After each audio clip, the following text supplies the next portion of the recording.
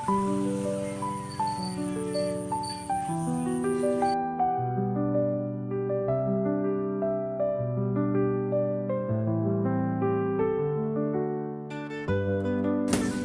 guys, good morning. Mapagpalang araw sa inyo lahat.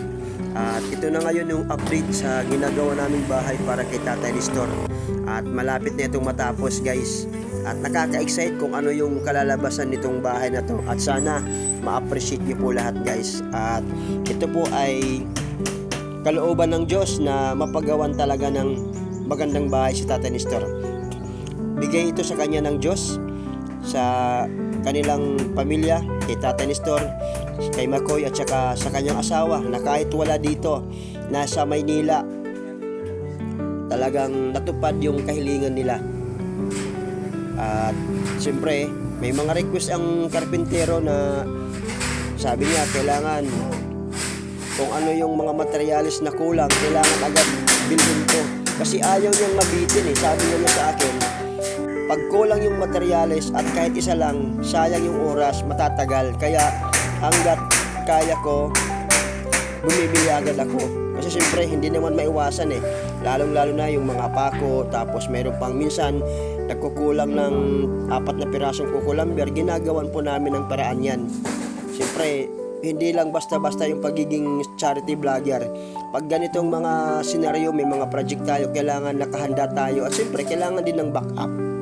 Yun ang importante kasi nakahanda tayo dito guys. At may mga kawayan naman tayo, gagamitin po namin yan sa kusina. At maganda yung plano talaga ni Henry.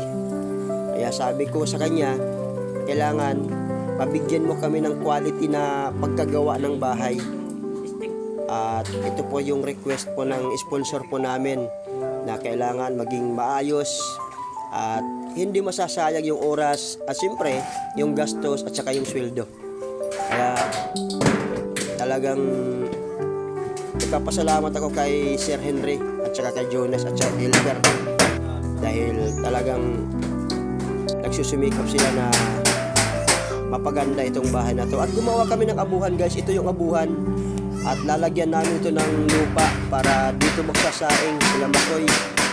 At yung katabi nito gagawin sa hugasan ng mga plato. Yun po yung nakadisenyo. At sabi pa nga ni Henry, lalagyan pa yan ng planchawo para bago lagyan ng lupa, may planchawo siya at magiging safe siya para hindi yung apoy dun sa dingding. At naka-program na yun kay Henry sa karpintero po namin.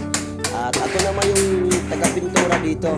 Habang tinatrabaho nila yung mga dingding, ako naman agad ang nagpipintura para mabilis. Meron kaming teamwork. Maganda yung namin dito, samahan dito sa paggawa ng bahay.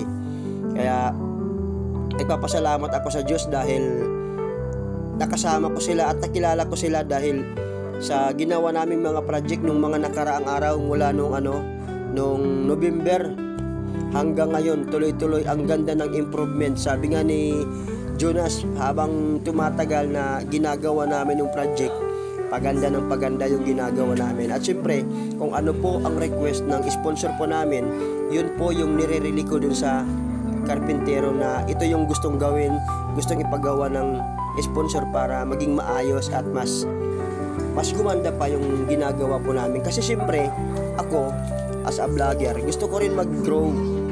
Gusto ko na may magawa kami na mas maganda. Time to time, mapaganda at mapaganda namin yung ginagawa namin. At mapasaya namin yung pamilya na bibigyan nitong bahay na to.